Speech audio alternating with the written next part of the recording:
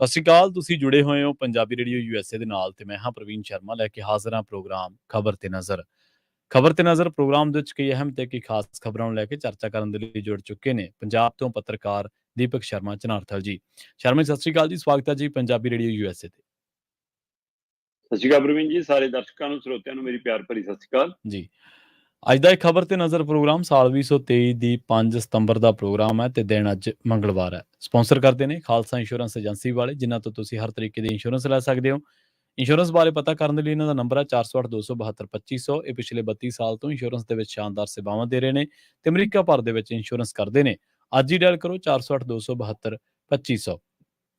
ਟਰਕੀਅਨ immigration ਲਾ firm ਵਾਲੇ ਜੇ ਟਰਕੀਅਨ ਅਟਾਰਨੀ ਟਰਕੀਅਨ ਦੇ ਨਾਲ ਤੁਸੀਂ ਯੂਐਸ ਇਮੀਗ੍ਰੇਸ਼ਨ ਬਾਬਤ ਕੋਈ ਵੀ ਸਲਾਹ ਕਰਨੀ ਹੈ, ਕੋਈ ਵੀ ਸਵਾਲ ਪੁੱਛਣਾ ਤੇ ਇਹਨਾਂ ਦਾ ਨੰਬਰ ਹੈ 4159090503। Gurdeep Singh Birdi Clovis, Satnam Singh Shergill Selma, Visla family Fresno, Mandeep Singh, Sandeep Kaur San Jose ਤੇ ਮਨਜੀਤ ਸਿੰਘ ਸੈਨ ਹੋਜੇ। ਇਹਨਾਂ ਸਾਰੇ ਹੀ ਸਪਾਂਸਰਸ ਦਾ ਬਹੁਤ ਬਹੁਤ ਧੰਨਵਾਦ। ਤੇ ਜੇਕਰ ਤੁਸੀਂ ਵੀ ਪੰਜਾਬੀ ਰੇਡੀਓ ਯੂਐਸਏ ਦੇ ਇਹਨਾਂ ਪ੍ਰੋਗਰਾਮਾਂ ਨੂੰ ਸਪਾਂਸਰ ਕਰਨਾ ਚਾਹੁੰਦੇ ਹੋ ਤਾਂ ਸਟੂਡੀਓ ਦਾ ਨੰਬਰ ਹੈ 4082725200। ਪੰਜਾਬੀ ਰੇਡੀਓ ਯੂਐਸਏ ਦੇ ਪ੍ਰੋਗਰਾਮ ਖਬਰ ਤੇ ਨਜ਼ਰ ਨੂੰ ਤੁਸੀਂ ਇਸ ਵੇਲੇ ਸੁਣ ਰਹੇ ਹੋ AM FM ਸਟੇਸ਼ਨਸ ਦੇ ਨਾਲ ਰੇਡੀਓ ਸੈੱਟ ਤੇ, ਨੈਟ ਤੇ, mobile app, social media platforms, Facebook, YouTube ਤੇ ਸੁਣ ਰਹੇ ਹੋ, ਦੇਖ ਰਹੇ ਹੋ। ਸਾਰੇ ਹੀ ਦਰਸ਼ਕਾਂ ਦਾ ਪ੍ਰੋਗਰਾਮ ਖਬਰ ਤੇ ਨਜ਼ਰ ਦੇ ਵਿੱਚ ਸਵਾਗਤ ਹੈ। ਸ਼ਰਮਾ ਜੀ, ਖਬਰਾਂ ਦੇ ਵੱਲ ਆਈਏ ਤੇ ਜਿਹੜੀ ਪਹਿਲੀ ਖਬਰ ਦੇ ਵੱਲ ਵਧਣ ਜਾ ਰਹੇ ਹਾਂ ਉਹ ਅਕਾਲੀ ਦਲ ਦੇ ਲਈ ਕੋਈ ਬਹੁਤੀ ਚੰਗੀ ਨਹੀਂ ਹੈ। ਖਬਰ ਦੀ ਸੁਰਖੀ ਕਹਿ ਰਹੀ ਹੈ, ਹੈਡਲਾਈਨ ਕਹਿ ਰਹੀ ਹੈ ਕਿ ਪੰਜਾਬ ਦੀਆਂ 13 ਸੀਟਾਂ ਤੇ ਚੋਣ ਲੜੇਗੀ ਭਾਜਪਾ, ਜਦਕਿ ਚਰਚਾਵਾਂ ਇਹ ਸਨ ਕਿ ਚੋਣਾਂ ਦੇ ਵਿੱਚ, ਲੋਕ ਸਭਾ ਚੋਣਾਂ ਦੇ ਵਿੱਚ ਇਹਨਾਂ ਦਾ ਜਿਹੜਾ ਗੱਠਜੋੜ ਅਕਾਲੀ ਭਾਜਪਾ ਦਾ ਉਹ ਤੈਅ ਹੈ। ਆਹ ਜਿਹੜੀ ਗੱਲ ਹੈ ਕਿਹਨੇ ਕਹਿ ਦਿੱਤੀ ਹੈ? ਮਨਜਿੰਦਰ ਸਿੰਘ ਸਰਸਾ ਜੀ ਰਾਸ਼ਟਰੀ ਸਕੱਤਰ ਬਣੇ ਨੇ ਜੀ, ਭਾਰਤੀ ਜਨਤਾ ਪਾਰਟੀ ਦੇ ਨਵੇਂ ਜੀ। ਤੇ ਭਾਜਪਾ ਦੇ ਰਾਸ਼ਟਰੀ ਸਕੱਤਰ ਬਣਨ ਤੋਂ ਬਾਅਦ ਉਹ ਸੱਚਖੰਡ ਸ੍ਰੀ ਦਰਬਾਰ ਸਾਹਿਬ ਵਿਖੇ ਨਤਮਸਤਕ ਹੋਣ ਆਏ ਸੀ ਜੀ। ਤੇ ਉਸ ਉਪਰੰਤ ਉਹਨਾਂ ਨੇ ਮੀਡੀਆ ਨਾਲ ਗੱਲਬਾਤ ਕਰਦਿਆਂ ਕਿਹਾ, ਦੋਵੇਂ ਪਾਸੇ ਹਮਲਾ ਕੀਤਾ ਉਹਨਾਂ ਨੇ, ਆਪ ਤੇ ਕਾਂਗਰਸ ਵਾਲੇ ਹਵਾਲੇ ਨਾਲ ਵੀ ਤੇ ਅਕਾਲੀ ਦਲ ਦੇ ਹਵਾਲੇ ਨਾਲ। ਉਹਨਾਂ ਨੇ ਸਪਸ਼ਟ ਕਿਹਾ ਕਿ ਭਾਜਪਾ ਕਿਤੇ ਦੂਰ ਦੂਰ ਤੱਕ ਵੀ ਇਸ ਗੱਲ ਦੇ ਲਈ ਸੋਚ ਨਹੀਂ ਰਹੀ ਕਿ ਅਸੀਂ ਕਦੇ ਨਾਲ ਗੱਠਜੋੜ ਕਰੀਏ। ਕਿਤੇ ਦੂਰ ਦੂਰ ਤੱਕ ਵੀ ਕਹਿੰਦੇ ਇਸ ਗੱਲ ਦਾ ਵਿਚਾਰ ਨਹੀਂਗਾ ਕਿ ਅਸੀਂ ਅਕਾਲੀ ਦਲ ਨਾਲ ਸਮਝੌਤਾ ਕਰ ਲਈਏ, ਅਸੀਂ 13 ਦੀਆਂ 13 ਸੀਟਾਂ ਤੇ MP ਦੀਆਂ ਚੋਣਾਂ ਲੜਾਂਗੇ ਪੰਜਾਬ, ਸਾਡੀ ਤਿਆਰੀ ਪੂਰੀ ਆ ਜੀ, ਅਸੀਂ ਉਹਦੀ ਜੋਤਬੰਦੀ ਕਰ ਲਈ ਆ। ਸੋ ਇਸ ਹਵਾਲੇ ਨਾਲ ਉਹਨਾਂ ਨੇ ਅਕਾਲੀ ਦਲ ਨੂੰ ਨਵਿਆ ਕੇ ਦਿਖਾਇਆ, ਅਕਾਲੀ ਦਲ ਨੂੰ ਭੰਡ ਕੇ ਦਿਖਾਇਆ, ਜਾਂ ਇਹ ਦਿਖਾਇਆ ਕਿ ਹੁਣ ਮੇਰੇ ਰਾਹੀਂ ਜਾਣਾ ਪਊਗਾ।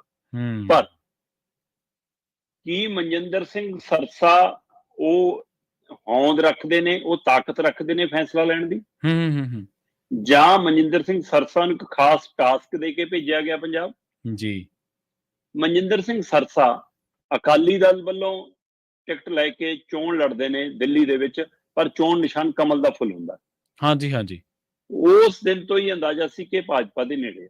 ਪਰ 3 ਖੇਤੀ ਕਾਨੂੰਨ ਦੇ ਦੌਰਾਨ ਜਿਵੇਂ ਉਹਨਾਂ ਨੇ ਕਿਸਾਨਾਂ ਨਾਲ ਨਿੱਠ ਕੇ ਕੰਮ ਕੀਤਾ, ਜਿਵੇਂ ਕਮੇਟੀ ਨੇ ਉਹਨਾਂ ਦੀ ਅਗਵਾਈ ਦੇ ਵਿੱਚ ਕੰਮ ਕੀਤਾ, ਚਾਹੇ ਉਹ ਲੰਗਰ ਲਾਉਣੇ ਆ, ਚਾਹੇ ਟੈਂਪੂ ਲੈ ਕੇ ਵਿਗਿਆਨ ਭਵਨ ਮੂਹਰੇ ਪਹੁੰਚਣਾ ਹੈ, ਚਾਹੇ ਜੰਤਰ ਮੰਤਰ ਤੇ ਲੰਗਰ ਵਰਤਾਉਣਾ ਹੈ, ਚਾਹੇ ਧਰਨਿਆਂ ਦੇ ਵਿੱਚ ਜਾ ਕੇ ਕਿਸਾਨਾਂ ਨੂੰ ਛਡਾਉਣ ਦੇ ਲਈ ਪਹਿਲ ਕਦਮੀ ਕਰਨੀ ਹੈ, ਚਾਹੇ ਵਕੀਲਾਂ ਨਾਲ ਖੜਨਾ ਹੈ। ਸੋ ਇਹ ਸਾਰੇ ਵਰਤਾਰੇ 'ਚ ਲੱਗਿਆ ਕਿ ਮਨਜਿੰਦਰ ਸਿੰਘ ਸਰਸਾ ਸਹੀ ਮਾਇਨਿਆਂ 'ਚ ਧਰਤੀ ਦੇ ਉੱਤੇ ਰਹਿ ਕੇ ਕੰਮ ਕਰਨ ਵਾਲਾ ਵਿਅਕਤੀ ਹੈ। ਪਰ ਉਸ ਦਾ ਮੁੱਲ ਉਹਨੇ ਜਦੇ ਪਾਇਆ ਜਦੋਂ BJP ਸ਼ਾਮਲ ਹੋ ਗਿਆ। ਉਹਨੇ ਆਪਣੀ ਕੀਤੀ ਕਮਾਈ ਜਦੇ ਉਹਨਾਂ ਦੀ ਝੋਲੀ ਪਾਈ। ਪਰ ਇਹਦੇ ਬਾਵਜੂਦ ਵੀ ਪੰਜਾਬ ਦੇ ਵਿੱਚ ਉਹਦਾ ਤਾਲਮੇਲ ਬਣ ਗਿਆ, ਪੰਜਾਬ 'ਚ ਉਹਦਾ ਸੰਪਰਕ ਬਣ ਗਿਆ। ਚਾਹੇ ਮਨਜਿੰਦਰ ਸਿੰਘ ਸਰਸਾ ਦੇ ਕਹੇ ਤੇ ਪਿੰਡਾਂ 'ਚੋਂ ਵੋਟ ਨਾ ਪਵੇ, ਪਰ ਜੇ ਉਹ ਪਿੰਡਾਂ 'ਚ ਆ ਜਾਵੇ ਤਾਂ ਉਹਦੇ ਲਈ ਮੰਜਾ ਜ਼ਰੂਰ ਡਹਿ ਸਕਦਾ, ਉਹਨੂੰ ਬੈਠਣ ਲਈ ਥਾਂ ਜ਼ਰੂਰ ਮਿਲ ਸਕਦੀ ਹੈ। ਸੋ ਇਸ ਲਈ ਮਨਜਿੰਦਰ ਸਿੰਘ ਸਰਸਾ ਨੂੰ ਕੀ ਭਾਜਪਾ ਨੇ ਸਿੱਖ ਚਿਹਰੇ ਨਾਤੇ, ਪੰਜਾਬੀ ਚਿਹਰੇ ਨਾਤੇ, ਕਿਸਾਨ ਅੰਦੋਲਨ 'ਚ ਨਿਭਾਈ ਭੂਮਿਕਾ ਤੇ ਪੰਜਾਬ ਕਹਿ ਕੇ ਭਾਈ ਤੂੰ ਜਾ ਕੇ BJP ਦੇ ਇੱਕ ਚਿਹਰੇ ਵਜੋਂ ਕੰਮ ਕਰ, ਇੱਕ ਪਾਸੇ ਜਾਖੜ ਤੇ ਦੂਏ ਪਾਸੇ ਤੂੰ, ਕੀ ਇਸ ਹਵਾਲੇ ਨਾਲ ਉਹਨਾਂ ਨੇ ਮਨਜਿੰਦਰ ਸਰਸਾ ਨੇ ਗੱਲ ਕਹੀ? 2 ਗੱਲਾਂ ਨੇ। ਪਹਿਲੀ ਗੱਲ ਉਹਨਾਂ ਨੇ ਅਕਾਲੀ ਦਲ ਦੇ ਗੱਠਜੋੜ ਨੂੰ ਲੈ ਕੇ ਕਹੀ ਕਿ 13 ਦੀਆਂ 13 ਸੀਟਾਂ ਤੇ ਅਸੀਂ ਲੜਾਂਗੇ, ਭੁੱਲ ਜਾਣ ਅਕਾਲੀ ਦਲ ਵਾਲੇ, ਕੋਈ ਗੱਠਜੋੜ ਦੀ ਸਾਨੂੰ ਲੋੜ ਨਹੀਂ। ਪਰ ਤੁਸੀਂ ਦੂਸਰਾ ਹਵਾਲਾ ਯਾਦ ਕਰੋ, ਜਦੋਂ 3 ਖੇਤੀ ਕਾਨੂੰਨ ਦੀ ਲੜਾਈ ਚੱਲ ਰਹੀ ਸੀ ਤਦ ਦਿੱਲੀ ਦੇ ਮੰਤਰੀ ਕੀ, ਕੇਂਦਰ ਦੇ ਮੰਤਰੀ ਕੀ, ਹਰਿਆਣੇ ਦੇ ਲੀਡਰ ਭਾਜਪਾ ਦੇ ਕੀ, ਪੰਜਾਬ ਦਾ ਜਿਆਣੀ ਤੇ ਗਰੇਵਾਲ ਕੀ, ਸਾਰੀ ਕਹਿੰਦੇ ਸੀ ਕਾਨੂੰਨ ਬਹੁਤ ਵਧੀਆ, ਜਮਾਂ ਨਹੀਂ ਵਾਪਸ ਹੋਣਗੇ। ਵਾਪਸ ਹੋਏ ਨਾ। ਸੋ ਇਸ ਲਈ ਇਹ ਕਿਹਨੇ ਕਹਿਤਾ ਕਿ ਮਨਜਿੰਦਰ ਸਰਸਾ ਦੀ ਲੀਕ ਆਖਰੀ ਲੀਕ ਹੈ ਜੀ, ਜੋ ਉਹਨੇ ਮਾਰਤੀ ਕਿ ਹੁਣ ਨਹੀਂ ਸਮਝੌਤਾ ਹੁੰਦਾ? ਹੋ ਸਕਦਾ ਨਾ ਹੀ ਹੋਵੇ, ਪਰ ਇਹਦਾ ਮਤਲਬ ਇਹ ਨਹੀਂਗਾ ਕਿ ਉਹ ਮਨਜਿੰਦਰ ਸਰਸਾ ਹੀ ਫੈਸਲਾ ਕਰੂਗਾ। ਸੋ ਓਨਾ ਹੀ ਬੋਲ ਸਕਦਾ ਜਿੰਨਾ ਉਹਨੂੰ ਦੱਸਿਆ ਗਿਆ, ਜੀ ਜੀ ਜਿਨ੍ਹਾਂ ਨੂੰ ਕਿਹਾ ਗਿਆ ਕਿ ਇਸ ਤਰ੍ਹਾਂ ਗੱਲ ਪਹੁੰਚਾ। ਇਹ ਭਾਅ ਵਧਾਉਣ ਦਾ ਤਰੀਕਾ ਹੁਣ ਭਾਜਪਾ ਦਾ, ਜੀ ਜੀ ਇਹ ਬੜਾ ਭਾਈ ਬਣਨ ਦਾ ਤਰੀਕਾ ਹੈ ਭਾਜਪਾ ਦਾ। ਇਹ ਭਾਜਪਾ ਦਾ ਹੁਣ ਇਹ ਹੈ ਕਿ ਭਾਈ ਤੁਸੀਂ ਕੁੱਛੜ ਚੜਨ ਨੂੰ ਤਿਆਰ ਹੋ, ਇਹ ਗਲ ਮਿਲਣ ਵਾਲੀ ਮਿਲਣੀ ਨਹੀਂ ਹੋਣੀ, ਕਿਉਂਕਿ ਜੱਫੀ ਬਰਾਬਰ ਵਾਲਿਆਂ 'ਚ ਪੈਂਦੀ ਆ। ਅਗਲੇ ਕਹਿੰਦੇ ਹੁਣ ਅਸੀਂ ਬੜੇ ਹੋ ਗਏ, ਤੁਸੀਂ ਛੋਟੇ ਹੋ ਨਾ, ਅਕਾਲੀ ਦਲ ਵਾਲਿਆਂ ਨੂੰ ਕਹਿੰਦੇ ਤੁਸੀਂ ਤੁਹਾਨੂੰ ਸਾਡੀ ਗੋਦੀ ਜਾਂ ਘਨੇੜੀ ਚੜਨਾ ਪੈਣਾ। ਸੋ ਇਸ ਲਈ ਉਹ ਜਾਣ ਬੁੱਝ ਕੇ ਇਹਨੂੰ ਨਵਿਆ ਕੇ ਛੋਟਾ ਕਰਕੇ ਦਿਖਾ ਰਹੇ ਨੇ। ਪਰ ਦੂਸਰੇ ਪਾਸੇ ਮਨਜਿੰਦਰ ਸਿੰਘ ਸਰਸਾ ਨੇ ਆਪ ਤੇ ਕਾਂਗਰਸ ਦੇ ਗੱਠਜੋੜ ਤੇ ਵੀ ਹਮਲਾ ਕੀਤਾ। ਉਹ ਕਹਿੰਦੇ ਜੀ ਚੋਰ ਸਿਪਾਹੀ ਦਾ ਗੱਠਜੋੜ ਹੋਣ ਜਾ ਰਿਹਾ ਜੀ।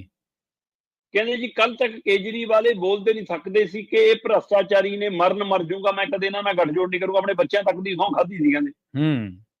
ਜਾਖੜ ਨੇ ਵੀ ਇਸੇ ਤੰਜ ਕੱਸਿਆ। ਸੋ ਇਹ ਸਾਰੇ ਵਰਤਾਰੇ ਦੇ ਵਿੱਚ ਸਵਾਲ ਇਹ ਖੜਾ ਜੇ ਚੋਰ ਸਿਪਾਹੀ ਦਾ ਗੱਠਜੋੜ ਹੈ, ਜਾਂ ਮਤਲਬ ਜਿਵੇਂ ਇਹ ਕਿਹਾ ਕਿ ਮਨਜਿੰਦਰ ਸਰਸਾ ਨੇ ਇਹ ਸ਼ਬਦ ਵਰਤੇ ਕਿ ਸਰਕਾਰ ਨੇ ਭ੍ਰਸ਼ਟਾਚਾਰੀਆਂ ਨਾਲ ਸਮਝੌਤਾ ਕਰ ਲਿਆ। ਪ੍ਰਵੀਨ ਜੀ, ਮਨਜਿੰਦਰ ਸਰਸਾ ਇਹ ਗੱਲ ਕਹਿਣ ਲੱਗਿਆ ਕਿਉਂ ਭੁੱਲ ਗਏ ਕਿ ਜਿਨ੍ਹਾਂ ਨੂੰ ਤੁਸੀਂ ਚੋਰ ਦੱਸਦੇ ਹੋ, ਜਿਨ੍ਹਾਂ ਨੂੰ ਭ੍ਰਸ਼ਟਾਚਾਰੀ ਦੱਸਦੇ ਹੋ, ਉਹਨਾਂ ਚੋਂ ਕਿੰਨੇ ਤਾਂ ਤੁਹਾਡੇ ਕੰਨੀ ਬੈਠੇ ਨੇ। ਹਾਂਜੀ ਬਿਲਕੁਲ। ਤੇ ਉਹ ਕੀ ਨੇ ਭਾਈ? ਜੇ ਕਾਂਗਰਸੀਆਂ ਦੀ ਭ੍ਰਸ਼ਟਾਚਾਰੀ ਵਾਲੀ ਮਾਲਾ ਟੁੱਟੀ ਤਾਂ ਹੀਰੇ ਮੋਤੀ ਪਟਿਆਲੇ ਵਾਲੇ ਤਾਂ ਤੁਹਾਡੇ ਕੰਨੀ ਵੀ ਗਿਰੇ ਹੋਏ ਨੇ, ਹੈਗੇ ਨਹੀਂ? ਬਿਲਕੁਲ। ਉਹਨਾਂ ਦਾ ਕੀ ਕਰਨਾ? ਹੋਰ ਉਹਦੇ ਨਾਲ ਕਿੰਨੇ ਆਏ ਨੇ ਲਾਲਗ ਜੀ, ਉਹ ਸਾਰੇ ਕੀ ਨੇ ਜੀ? ਮਤਲਬ ਜਿਹੜੇ ਕਾਂਗਰਸ 'ਚ ਰਹਿ ਗਏ ਉਹ ਵੀ ਭ੍ਰਸ਼ਟਾਚਾਰੀ ਨੇ, ਜਿਹੜੇ ਆਪ ਨਾਲ ਸਮਝੌਤਾ ਕਰਨਗੇ ਉਹ ਵੀ ਭ੍ਰਸ਼ਟਾਚਾਰੀ ਨੇ, ਜਿਹੜੇ ਬੀਜੇਪੀ ਚਲੇ ਗਏ ਉਹ ਦੁੱਧ ਧੋਤੇ ਨੇ। ਉਹ ਸਹੀ ਨੇ। ਐ ਕਿਵੇਂ ਹੋ ਸਕਦਾ ਜੀ?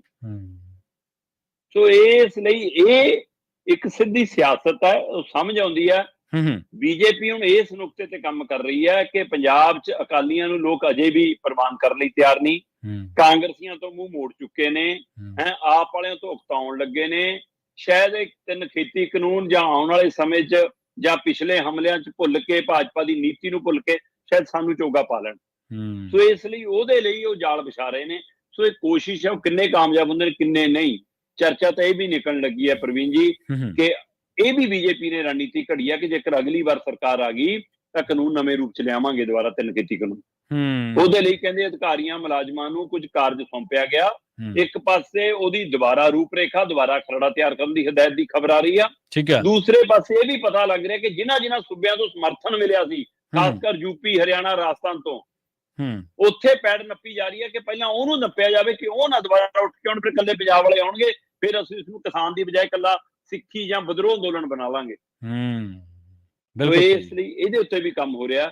ਸੋ ਇਹ ਬੜਾ ਸੋਚ ਕੇ ਪੰਜਾਬ ਦੇ ਲਈ ਹੁਣ ਤਲਵਾਰ ਦੀ ਧਾਰ ਤੇ ਨੋਕ ਤੇ ਤੁਰਨ ਵਾਲਾ ਕੰਮ ਹੈ ਕਿ ਉਹਨੂੰ ਸਮਝ ਨਹੀਂ ਆਉਂਦਾ ਕਿ ਉਹ ਆਪ ਕੰਨੀ ਡਿੱਗੇ, ਕਾਂਗਰਸ ਕੰਨੀ ਡਿੱਗੇ, ਅਕਾਲੀਆਂ ਕੰਨੀ ਮੁੜੇ ਜਾਂ ਬੀਜੇਪੀ ਤੇ ਭਰੋਸਾ ਕਰੇ। ਸੋ ਇਹ ਸਾਰੇ ਵਿਚਾਲੇ ਪੰਜਾਬ 'ਚ ਇੱਕ ਸਿਆਸੀ ਖਿਲਾਫ ਪਿਆ, ਜਿਹਦਾ ਲਾਹਾ ਆਪ ਵਾਇਆ ਕਾਂਗਰਸ ਲੈਣਾ ਚਾਹੁੰਦੀ ਆ, ਅਕਾਲੀ ਦਲ ਉਹਦਾ ਲਾਹਾ ਬੀਜੇਪੀ ਨਾਲ ਜਾ ਕੇ ਲੈਣਾ ਚਾਹੁੰਦੇ ਨੇ। ਬੀਜੇਪੀ ਇਕੱਲੇ ਖਾਣ ਨੂੰ ਫਿਰਦੀ ਆ, ਪਰ ਪੰਜਾਬ ਨੂੰ ਸਮਝ ਨਹੀਂ ਆਉਂਦਾ ਕਿ ਅਸੀਂ ਕਿੱਧਰ ਜਾਈਏ ਜੀ। ਤੇ ਅਗਲੀ ਖਬਰ ਦੇ ਵੱਲ ਵਧੀਆ ਸ਼ਰਮਾ ਜੀ, ਗੱਲ ਕਰੀਏ ਵਿਧਾਨ ਪ੍ਰੀਸ਼ਦ ਦੀ। ਹੁਣ ਕਹਿੰਦੇ ਜਿਹੜੀ ਆਪ ਸਰਕਾਰ ਹੈ ਇਹ ਵਿਧਾਨ ਪ੍ਰੀਸ਼ਦ ਨੂੰ ਪੁਨਰ ਸੁਰਜੀਤ ਕਰਨਾ ਚਾਹੁੰਦੀ ਹੈ ਜੀ। ਬਿਲਕੁਲ ਪ੍ਰਵੀਨ ਜੀ, ਇਹ ਕਨਸੋਆਂ ਸੀਐਮ ਹਾਊਸ ਦੇ, ਸੀਐਮ ਦਫ਼ਤਰ ਦੇ, ਉਹਦੇ ਹਵਾਲੇ ਨਾਲ ਬਾਹਰ ਆਉਣ ਲੱਗੀਆਂ। ਔਰ ਇਹਦੇ ਵਿੱਚ ਅਧਿਕਾਰਕ ਤੌਰ ਤੇ ਜੇਕਰ ਆਪਾਂ ਗੱਲ ਕਰੀਏ ਤਾਂ ਚਰਨਜੀਤ ਭੁੱਲਰ ਦੀ ਖਾਸ ਰਿਪੋਰਟ ਇਹਦੇ ਤੇ ਧਿਆਨ ਮੰਗਦੀ ਹੈ, ਜਿਹੜੀ ਉਹਨਾਂ ਨੇ ਬੜੇ ਤੱਥਾਂ ਦੇ ਆਧਾਰ ਤੇ ਉਹ ਰਿਪੋਰਟ ਕੱਢੀ ਆ। ਉਹ ਕਹਿੰਦੇ ਕਿ ਪੰਜਾਬ ਤੋਂ ਪਹਿਲਾਂ 6 ਸੂਬਿਆਂ ਦੇ ਵਿੱਚ ਵਿਧਾਨ ਪ੍ਰੀਸ਼ਦ ਕੰਮ ਕਰਦੀ ਆ, ਤੇ 7ਵਾਂ ਸੂਬਾ ਕੀ ਪੰਜਾਬ ਹੋਊਗਾ। ਪੰਜਾਬ ਦੇ ਵਿੱਚ ਆਮ ਆਦਮੀ ਪਾਰਟੀ ਦੀ ਸਰਕਾਰ ਹੁਣ ਵਿਧਾਨ ਪ੍ਰੀਸ਼ਦ ਦੀ ਬਹਾਲੀ ਚਾਹੁੰਦੀ ਹੈ ਜੀ, ਵਿਧਾਨ ਪ੍ਰੀਸ਼ਦ ਨੂੰ ਮੁੜ ਸਰਜੀਤ ਕਰਨਾ ਚਾਹੁੰਦੀ ਆ। ਤੇ ਉਹਦੀ ਮਨਸ਼ਾ ਹੈ ਕਿ ਇਸ ਹਵਾਲੇ ਨਾਲ ਅਸੀਂ ਆਪਣੇ ਕੁਝ ਚਹੇਤਿਆਂ ਨੂੰ, ਆਪਣੇ ਕੁਝ ਖਾਸ ਵਿਅਕਤੀਆਂ ਨੂੰ ਐਡਜਸਟ ਕਰ ਲਾਂਗੇ, ਖੁਸ਼ ਕਰ ਲਾਂਗੇ। ਉਹਦੇ ਵਿੱਚ ਹੁਣ ਮੈਨੂੰ ਨਹੀਂ ਪਤਾ ਇਹ ਖੁਸ਼ ਇੱਥੇ ਵਾਲੇ ਹੋਣੇ ਕਿ ਦਿੱਲੀ ਵਾਲੇ ਹੋਣੇ, ਪਰ ਇਹ ਅਸਲ ਦੇ ਵਿੱਚ ਕੀ ਹੈ ਕਿ ਕਿਸੇ ਸਮੇਂ ਜਦੋਂ ਸਾਂਝਾ ਪੰਜਾਬ ਸੀ, ਹਰਿਆਣਾ ਹਿਮਾਚਲ ਅੱਡ ਨਹੀਂ ਹੋਏ ਸੀ, ਤਦ ਇੱਥੇ ਵਿਧਾਨ ਪ੍ਰੀਸ਼ਦ ਸੀਗੀ। ਫਿਰ ਹਰਿਆਣੇ ਨੂੰ ਅੱਡ ਹੋਣ ਤੋਂ ਬਾਅਦ ਵੀ ਕੁਝ ਸਮੇਂ ਤੱਕ ਰਹੀ, ਪਰ ਫਿਰ ਜਸਟਿਸ ਗੁਰਨਾਮ ਸਿੰਘ ਦੀ ਸਰਕਾਰ ਜਦੋਂ ਬਣੀ, ਕਹਿੰਦੇ ਉਸ ਸਮੇਂ 1970 ਦੇ ਵਿੱਚ 1 ਜਨਵਰੀ ਨੂੰ ਵਿਧਾਨ ਪ੍ਰੀਸ਼ਦ ਨੂੰ ਭੰਗ ਕਰ ਦਿੱਤਾ ਗਿਆ, ਕਹਿ ਕੇ ਤਾਂ ਚਿੱਟਾ ਹਾਥੀ ਆ ਭਾਈ ਕਿੱਥੇ ਗਲ ਪਾ ਲਿਆ। ਅਸਲ ਤੇ ਪ੍ਰਵੀਨ ਜੀ ਜਦੋਂ ਇਹ ਬਣੀ ਸੀ ਤਦ ਇਹਦੇ ਮਾਇਨੇ ਕੁਝ ਹੋਰ ਸੀ। ਜਿਵੇਂ ਲੋਕ ਸਭਾ ਤੇ ਰਾਜ ਸਭਾ, ਉਸੇ ਤਰ੍ਹਾਂ ਵਿਧਾਨ ਸਭਾ ਤੇ ਵਿਧਾਨ ਪ੍ਰੀਸ਼ਦ ਇੱਕ ਹਵਾਲਾ ਹੈ ਕਿ ਭਾਈ ਜਿਹੜੇ ਮੈਂਬਰ ਚੁਣ ਕੇ ਆਉਣਗੇ ਉਹ ਵਿਧਾਨ ਸਭਾ ਸਿੱਧੇ ਮੈਂਬਰ ਹੋਣਗੇ, ਜਿਹੜੀ ਵਿਧਾਨ ਪ੍ਰੀਸ਼ਦ ਹੋਊਗੀ ਉਹ ਮੈਂਬਰ ਨਾਮਜ਼ਦ ਹੋਣਗੇ। ਠੀਕ ਹੈ। ਸੋ ਨਾਮਜ਼ਦ ਮੈਂਬਰ ਸਾਹਿਤ ਦੇ ਖੇਤਰ ਚੋਂ, ਕਲਾ ਦੇ ਖੇਤਰ ਚੋਂ, ਖੇਡ ਦੇ ਖੇਤਰ ਚੋਂ, ਸਮਾਜ ਸੇਵਾ ਦੇ ਖੇਤਰ ਚੋਂ, ਉਹਨਾਂ ਚੋਂ ਨਾਮੀ ਸ਼ਖਸੀਅਤਾਂ, ਨਾਮੀ ਹਸਤੀਆਂ, ਸੂਝਵਾਨ ਹਸਤੀਆਂ ਹੋਣਗੀਆਂ। ਤੇ ਹੇਠਲਾ ਸਦਨ ਮਤਲਬ ਚੁਣੇ ਹੋਏ ਐਮਐਲਏ ਜਿਹੜਾ ਫੈਸਲਾ ਲੈਣਗੇ, ਜੇਕਰ ਉਹਦੇ ਪਰ ਉੱਪਰ ਵਾਲਾ ਸਦਨ ਮਤਲਬ ਵਿਧਾਨ ਪ੍ਰੀਸ਼ਦ ਸਹਿਮਤ ਨਹੀਂ ਹੈ ਤਾਂ ਉਸ ਨੂੰ ਭੰਗ ਵੀ ਕਰ ਸਕਦੀ ਹੈ, ਰਾਜਪਾਲ ਕੋਲ ਜਾਣ ਤੋਂ ਪਹਿਲਾਂ ਉੱਥੇ ਹੀ ਰੋਕ ਲੱਗ ਸਕਦੀ ਹੈ। ਸੋ ਸੁਹਿਰਦ ਲੋਕਾਂ ਦੀ ਇੱਕ ਟੀਮ ਸੀ ਜੀ, ਪਰ ਸਮੇਂ ਦੇ ਵਹਿਣ 'ਚ ਬਦਲਦਾ ਗਿਆ। ਜਿਵੇਂ ਰਾਜ ਸਭਾ 'ਚ ਅਸੀਂ ਦੇਖਦੇ ਹਾਂ ਕਿ ਟਿਕਟਾਂ ਮੁੱਲ ਵਿਕੀਆਂ, ਹੁਣ ਵੀ ਵਿਕੀਆਂ ਤੇ ਪਹਿਲਾਂ ਵੀ ਮੂੰਹ ਦੇਖ ਕੇ ਟਿੱਕੇ ਲੱਗਦੇ ਰਹੇ, ਹੁਣ ਵੀ ਬਾਕੀ ਪਾਰਟੀਆਂ ਲਾਉਂਦੀਆਂ ਨੇ। ਇੱਥੇ ਫੈਸਲਾ ਆਪਣੇ ਹੱਕ 'ਚ ਦੇ ਦੇਵੇ ਚੀਫ ਜਸਟਿਸ ਤਾਂ ਉਹਨੂੰ ਚੱਕ ਕੇ ਰਾਜ ਸਭਾ ਮਿਲ ਜਾਂਦੀ ਆ। ਸੋ ਇਸ ਲਈ ਇਹ ਸਾਰੇ ਵਰਤਾਰੇ ਸਭ ਨੇ ਦੇਖੇ ਜੀ। ਇਸੇ ਹਵਾਲੇ ਨਾਲ ਇਹ ਚਰਚਾ ਹੈ ਕਿ ਕੀ ਇਹ ਸਿਰਫ ਚਹੇਤਿਆਂ ਲਈ ਹੋਏਗੀ ਜਾਂ ਸੱਚਮੁੱਚ ਪੰਜਾਬ ਦੇ ਭਲੇ ਹੋਏਗੀ। ਜਦੋਂ ਮੈਂ ਪਿਛਲੇ ਦੌਰ 'ਚ ਝਾਤ ਮਾਰਦਾ, ਭਾਈ ਵੀਰ ਸਿੰਘ ਰਹੇ ਨੇ ਮੈਂਬਰ ਜੀ, ਠੀਕ ਹੈ ਨਾ, ਭਾਈ ਜੋਧ ਸਿੰਘ ਰਹੇ ਨੇ, ਤੇਜਾ ਸਿੰਘ ਸੁਤੰਤਰ ਰਹੇ ਨੇ ਪੰਜਾਬ ਵਿਧਾਨ ਪ੍ਰੀਸ਼ਦ ਦੇ ਮੈਂਬਰ, ਹੈ ਨਾ, ਸਰਦਾਰ ਉਜਲ ਸਿੰਘ ਰਹੇ ਨੇ, ਗੋਪਾਲ ਕ੍ਰਿਸ਼ਨ ਚਤਰਥ ਰਹੇ ਨੇ, ਹੈ ਨਾ, ਅਵਤਾਰ ਨਾਰਾਇਣ ਗੁਜਰਾਲ ਰਹੇ ਨੇ, ਮਾਸਟਰ ਹਰੀ ਸਿੰਘ ਰਹੇ ਨੇ, ਦੁਰਗਾ ਦਾਸ ਇਹਦੇ ਮੈਂਬਰ ਰਹੇ ਨੇ, ਆਰਟਿਸਟ ਐਸ.ਜੀ. ਠਾਕਰ, ਪ੍ਰਿੰਸੀਪਲ ਸੂਰਜ ਭਾਨ, ਸੇਠ ਰਾਮਨਾਥ, ਪੱਤਰਕਾਰ ਜਸ਼ ਵਰਿੰਦਰ, ਇਹੋ ਜਿਹੇ ਸ਼ਖਸੀਅਤਾਂ ਇਹਨਾਂ ਦਾ ਮਤਲਬ ਹਿੱਸਾ ਰਹੀਆਂ ਨੇ। ਪਰ ਫਿਰ ਜਦੋਂ ਇਸ ਹਵਾਲੇ ਨਾਲ ਕਿ ਪਾਈਏ ਤਾਂ ਬੋਝ ਪੈਂਦਾ ਹੈ, ਭੱਤਿਆਂ ਦਾ ਵੀ ਬੋਝ, ਫਿਰ ਇਹਦੇ ਵਿੱਚ ਆਪਣਾ ਆਦਾਨ ਪ੍ਰਦਾਨ ਸ਼ੁਰੂ ਹੋ ਗਿਆ ਆਪਣੇ ਚੇਹਤਿਆਂ ਦਾ, ਫਿਰ ਇਹਨੂੰ ਭੰਗ ਕਰ ਦਿੱਤਾ ਗਿਆ। ਪਰ ਹੁਣ ਮਾਨ ਸਾਹਿਬ ਕਹਿੰਦੇ ਜੀ, ਚਾਹੁੰਦੇ ਨੇ ਕਿ ਮੈਂ ਵਿਧਾਨ ਪ੍ਰੀਸ਼ਦ ਦੀ ਬਹਾਲੀ ਕਰਾਂ, ਤੇ ਨਾਲ ਇਹ ਸਵਾਲ ਉੱਠਿਆ ਕਿ ਬਿਠਾਉਣੇ ਕਿੱਥੇ ਆ ਜੀ। ਸਹੀ ਕਹਿੰਦੇ ਜੀ ਕੋਈ ਗੱਲ ਨਹੀਂ ਕਿ ਹਰਿਆਣੇ ਵਾਲੇ ਵੱਖਰੀ ਬਣਾ ਰਹੇ ਨੇ, ਪਹਿਲਾਂ ਵੀ ਜਿਹੜੀ ਹਰਿਆਣੇ ਵਾਲੀ ਸੀ ਨਾ, ਜਿੱਥੇ ਹਰਿਆਣੇ ਵਾਲੀ ਅੱਜ ਕੱਲ ਸੈਸ਼ਨ ਚੱਲਦਾ, ਉਹ ਅਸਲ 'ਚ ਵਿਧਾਨ ਪ੍ਰੀਸ਼ਦ ਦੇ ਸੀ। ਠੀਕ ਹੈ, ਅਸਲ 'ਚ ਉੱਥੇ ਬੈਠਦੇ ਸੀ। ਹੁਣ ਇਹ ਕਹਿੰਦੇ ਜੀ ਉਹਨਾਂ ਨੇ ਅੱਡ ਬਣਾ ਲੈਣੀ ਹੈ ਆਪਣੇ ਕੋਲ, ਉਹ ਆਪਾਂ ਉੱਥੇ ਬਿਠਾ ਲਿਆ ਕਰਾਂਗੇ। ਤੇ ਕਹਿੰਦੇ ਕੁਝ ਕਹਿੰਦੇ ਕਿ ਮਹਾਰਾਜ ਆਪਾਂ ਤਾਂ ਆਪ ਅੱਡ ਨਵੀਂ ਮੰਗੀ ਬੈਠੇ ਆ, ਕਹਿੰਦੇ ਕੋਈ ਨਾ ਵੀ ਨਵੀਂ ਬਣਾਉਣੀ ਹੋਊਗੀ ਬੜੀ ਬਣਾ ਲਾਂਗੇ। ਸੋ ਇਸ ਲਈ ਇਹਨੂੰ ਇਹ ਲੱਗਦਾ ਕਿ ਹਰਿਆਣੇ ਵਾਲੇ ਜੇ ਆਪਣੀ ਵੱਖਰੀ ਬਣਾਉਣਗੇ ਤਾਂ ਸਾਡੇ ਕੋਲ ਥਾਂ ਫਿਰ ਸਾਨੂੰ ਮਿਲ ਜਾਣੀ, ਇਸ ਲਈ ਅਸੀਂ ਇੱਥੇ ਵਿਧਾਨ ਪ੍ਰੀਸ਼ਦ ਦੀ ਬਹਾਲੀ ਕਰ ਲਾਂਗੇ। ਇਹ ਭਗਵੰਤ ਮਾਨ ਵੱਲੋਂ ਪਹਿਲੀ ਕੋਸ਼ਿਸ਼ ਨਹੀਂ ਹੈ ਪ੍ਰਵੀਨ ਜੀ। ਠੀਕ ਹੈ, 1970 ਭੰਗ ਹੋਣ ਤੋਂ ਬਾਅਦ 2 ਵਾਰ ਪਹਿਲਾਂ ਵੀ ਇਹਦੇ ਲਈ ਕੋਸ਼ਿਸ਼ਾਂ ਹੋਈਆਂ, ਪਹਿਲਾਂ ਵੀ 2 ਵਾਰ ਇਸ ਦੇ ਉਪਰਾਲੇ ਹੋਏ ਕਿ ਆਪਾਂ ਇਸ ਦੀ ਬਹਾਲੀ ਕਰ ਲਈਏ। ਇਹਦੇ ਲਈ ਬਕਾਇਦਾ ਤੌਰ ਤੇ ਬਿਆਨ ਸਿੰਘ ਦੀ ਸਰਕਾਰ ਦੇ ਸਮੇਂ ਵੀ ਇੱਕ ਵਾਰ ਕੋਸ਼ਿਸ਼ ਹੋ ਚੁੱਕੀ ਆ। ਬਿਆਨ ਸਿੰਘ ਦੀ ਸਰਕਾਰ ਦੇ ਸਮੇਂ 1993 ਦੇ ਵਿੱਚ ਇਹਦੀ ਬਹਾਲੀ ਦੇ ਲਈ ਕੋਸ਼ਿਸ਼ ਹੋਈ ਤੇ ਮਤਲਬ ਕਿ 19 ਮੈਂਬਰਾਂ ਨੇ ਉਲਟ ਵੋਟ ਪਾਈ ਤੇ ਬਾਕੀ ਮੈਂਬਰਾਂ ਨੇ ਹੱਕ 'ਚ ਵੋਟ ਪਾਈ। ਇਸੇ ਤਰ੍ਹਾਂ ਇੱਕ ਵਾਰ ਪਹਿਲਾਂ 1976 ਦੇ ਵਿੱਚ ਵੀ ਇਹਦੇ ਲਈ ਮਤਾ ਲਿਆਂਦਾ ਗਿਆ, ਜਦ ਵੀ 90 ਮੈਂਬਰਾਂ ਨੇ ਹੱਕ 'ਚ ਵੋਟ ਪਾਈ ਸੀ, 64 ਮੈਂਬਰਾਂ ਨੇ ਮਤਲਬ 90 ਮੈਂਬਰਾਂ ਚੋਂ 64 ਮੈਂਬਰਾਂ ਨੇ ਬਹਾਲੀ ਦੀ ਹਮਾਇਤ ਕੀਤੀ ਸੀ, ਬਾਕੀ ਮੈਂਬਰਾਂ ਨੇ ਵਿਰੋਧ ਕੀਤਾ ਸੀ। ਸੋ ਇਸ ਤਰ੍ਹਾਂ ਇਹ ਕੋਸ਼ਿਸ਼ਾਂ ਪਹਿਲਾਂ ਵੀ 2 ਵਾਰ ਹੋਈਆਂ। ਪਰ ਸਵਾਲ ਤਾਂ ਇਹ ਹੈ ਕਿ ਜੇ ਹੁਣ ਵੀ ਇਹ ਵਿਧਾਨ ਸਭਾ ਦੇ ਵਿੱਚ ਪਾਸ ਹੋ ਜਾਂਦਾ ਮਤਾ, ਪਾਸ ਹੋ ਕੇ ਮਤਾ ਜਾਣਾ ਕਿਹਦੇ ਕੋਲ ਹੈ ਜੀ? ਰਾਜਪਾਲ ਕੋਲ। ਰਾਜਪਾਲ ਮੋਹਰ ਲਾਉਣਗੇ ਜਾਂ ਨਹੀਂ, ਇਹ ਵੱਖਰਾ ਸਵਾਲ ਖੜਾ।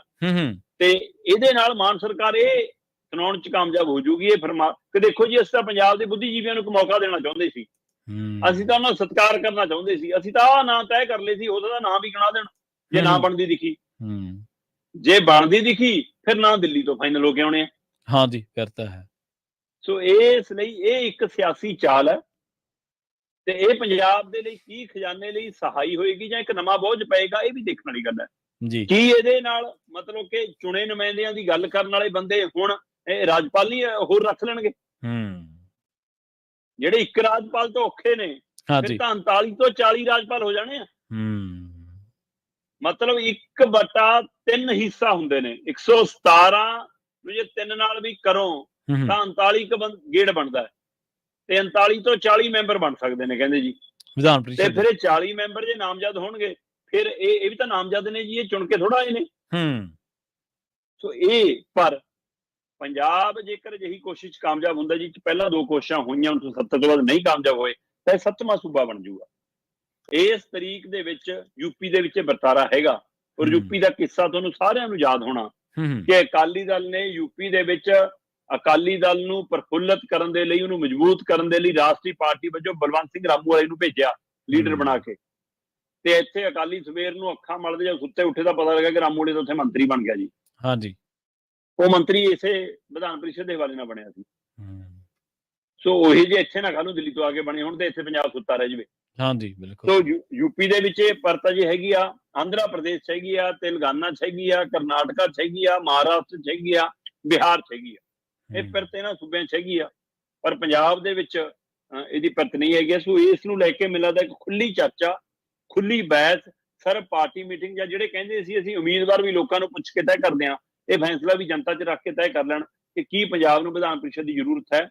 ਜੇ ਜ਼ਰੂਰਤ ਹੈ ਤਾਂ ਨੁਮਾਇੰਦੇ ਕਿਹੋ ਜਿਹੇ ਹੋਣ, ਮੂੰਹ ਦੇਖ ਕੇ ਟਿੱਕੇ ਨਾ ਲੱਗਣ, ਸਿਆਸੀ ਵਰਕਰ ਨਾ ਹੋਣ, ਸਮਾਜਿਕ ਵਰਕਰ ਹੋਣ। ਸੋ ਇਸ ਹਵਾਲੇ ਨਾਲ ਕੀ ਇਹਦੀ ਗੱਲ ਤੁਰੂਗੀ ਜਾਂ ਨਹੀਂ, ਇਹ ਦੇਖਣ ਵਾਲੀ ਗੱਲ ਹੈ, ਜਾਂ ਸਿਰਫ ਸਿਆਸੀ ਚਾਲ ਹੈ ਕਿ ਵੋਟਾਂ ਦੇ ਹਵਾਲੇ ਨਾਲ ਇਹਨੂੰ ਹਾਸਲ ਕਰਨ ਦੇ ਲਈ ਇੱਕ ਕੋਸ਼ਿਸ਼ ਹੈ। ਤਾਂ ਦੇਖਦੇ ਹਾਂ ਗੱਲ ਕਿੱਧਰ ਨੂੰ ਜਾਊਗੀ ਜੀ। ਜੀ ਜੀ ਜੀ ਸਰਕਾਰ ਦੇ ਯੂ ਟਰਨ ਦੀ ਗੱਲ ਕਰੀਏ ਸ਼ਰਮਾ ਜੀ, ਕਹਿੰਦੇ ਇੱਕ ਹੋਰ ਯੂ ਟਰਨ ਮਾਰਤਾ, ਪ੍ਰਾਪਰਟੀ ਟੈਕਸ ਵਸੂਲਣ ਵਾਲਾ ਜਿਹੜਾ ਫੈਸਲਾ ਸੀ ਉਹ 24 ਘੰਟਿਆਂ 'ਚ ਹੀ ਬਦਲਿਆ। ਪ੍ਰਵੀਨ ਜੀ, ਪੰਚਾਇਤਾਂ ਭੰਗ ਕਰਨ ਵਾਲਾ ਫੈਸਲਾ ਅਦਾਲਤ ਦੇ ਫੈਸਲੇ ਆਉਣ ਤੋਂ ਪਹਿਲਾਂ ਹੀ ਦੱਸਤਾ ਕਿ ਜੀ ਅਸੀਂ ਬਦਲ ਲਿਆ, ਤੇ ਹੁਣ ਫਿਰ ਅਜੇ ਸੁਣਵਾਈ ਹੋਣੀ ਸੀ ਅਗਲੇ ਮਾਮਲਿਆਂ ਦੀ, ਜਿਸ 'ਚ ਜ਼ਿਲ੍ਹਾ ਪ੍ਰੀਸ਼ਦ ਵਾਲਾ ਮਾਮਲਾ ਵੀ ਖੜਾ ਸੀ ਨਾ, ਬਲਾਕ ਸੰਮਤੀ ਜ਼ਿਲ੍ਹਾ ਪ੍ਰੀਸ਼ਦ, ਤੇ ਉਹ ਵੀ ਫੈਸਲਾ ਕੱਲ ਵਾਪਸ ਲੈ ਲਿਆ ਜੀ ਜੀ ਕਿ ਅਸੀਂ ਜ਼ਿਲ੍ਹਾ ਪ੍ਰੀਸ਼ਦ ਤੇ ਬਲਾਕ ਸੰਮਤੀ ਜਿਹੜੀਆਂ ਨਵੰਬਰ 'ਚ ਚੋਣਾਂ ਕਰਾਉਣ ਦਾ ਤੈਅ ਕੀਤਾ ਸੀਗਾ, ਉਹ ਵੀ ਅਜੇ ਨਹੀਂ ਕਰਾਵਾਂਗੇ ਜੀ, ਹੈ ਨਾ। ਸੋ ਉਹਨਾਂ ਦੀ ਬਹਾਲੀ ਵੀ ਅਸੀਂ ਉਹਨਾਂ ਦੇ ਸਮਾਂ ਤੱਕ, ਜਦੋਂ ਤੱਕ ਉਹਨਾਂ ਦੀ ਹੱਦ ਹੈਗੀ 11 ਮਹੀਨੇ ਮੇਰੇ ਖਿਆਲ ਹੈਗੇ ਸੀ ਉਹਨਾਂ ਦੇ, ਸੋ ਬਹਾਲ ਰਹਿਣਗੇ।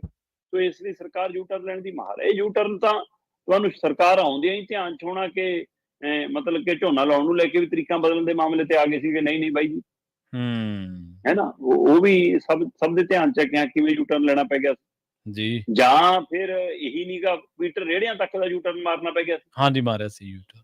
ਸੋ ਇਹੋ ਜਿਹੇ ਕਿੰਨੇ ਹੀ ਫੈਸਲੇ ਨੇ ਜਿਨ੍ਹਾਂ ਤੇ ਯੂ ਟਰਨ ਲੈਣਾ ਪਿਆ।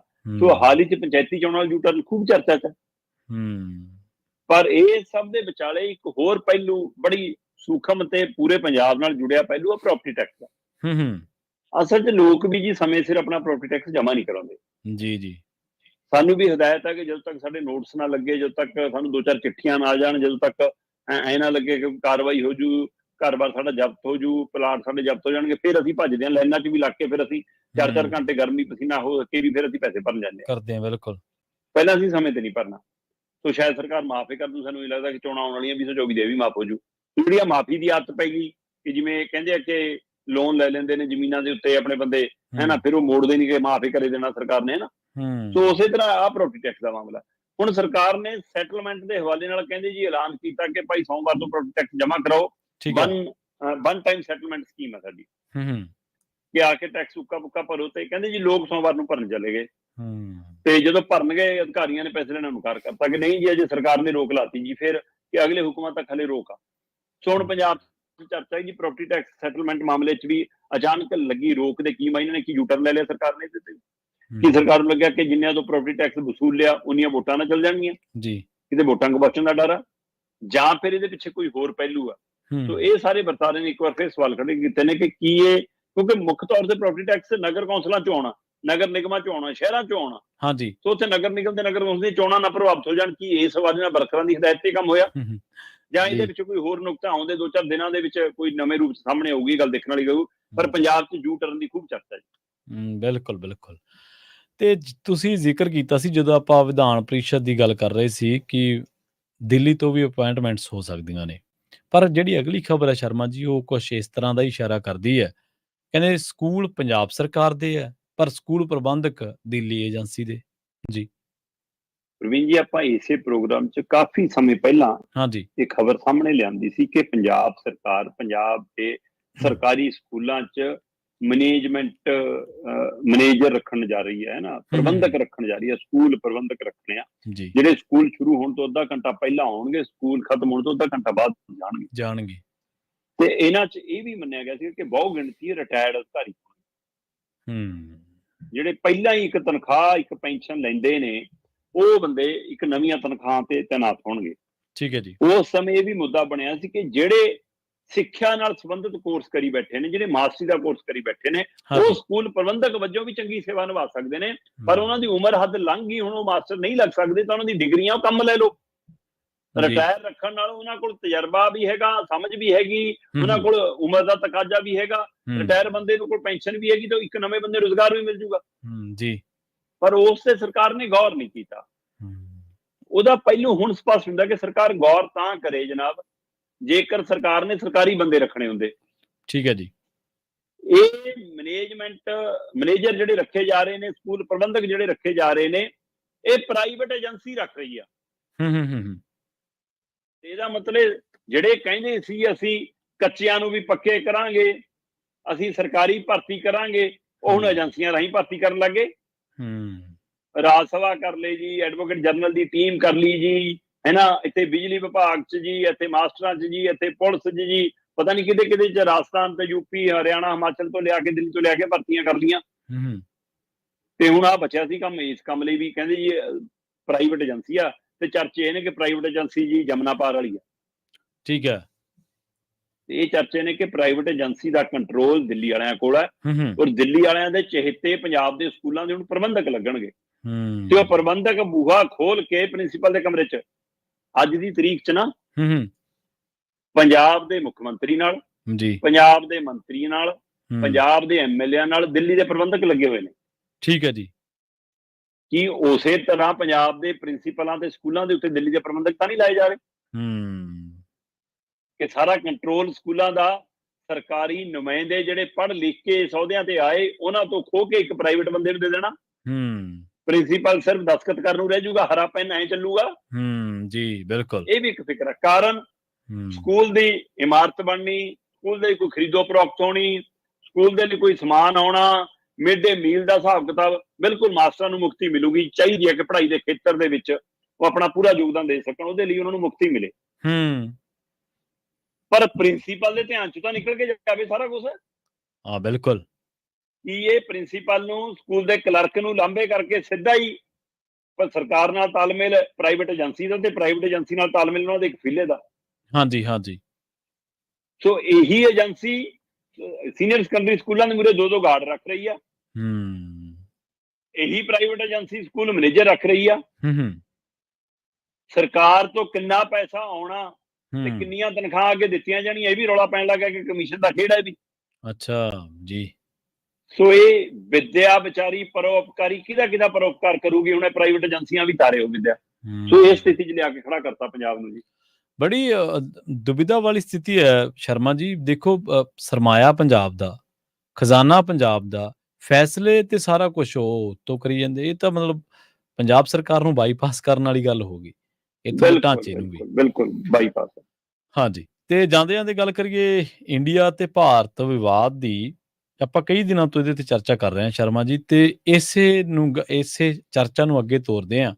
ਇੰਡੀਆ ਜਾਂ ਭਾਰਤ ਵਿਵਾਦ ਦੇ ਵਿੱਚ ਕਹਿੰਦੇ ਸੱਚ ਉਜਾਗਰ ਹੋ ਗਿਆ ਕਿ ਭਾਰਤ ਸੂਬਿਆਂ ਦਾ ਸਮੂਹ ਹੈ। ਜਿਹੜੀ ਗੱਲ ਅਸੀਂ ਲਗਾਤਾਰ ਕਹਿੰਦੇ ਸੀ, ਅੱਜ ਕਿਹਦੇ ਮੂੰਹੋਂ ਨਿਕਲ ਗਈ? ਕਿਹਨੇ ਸੱਚ ਕਹਿਤਾ?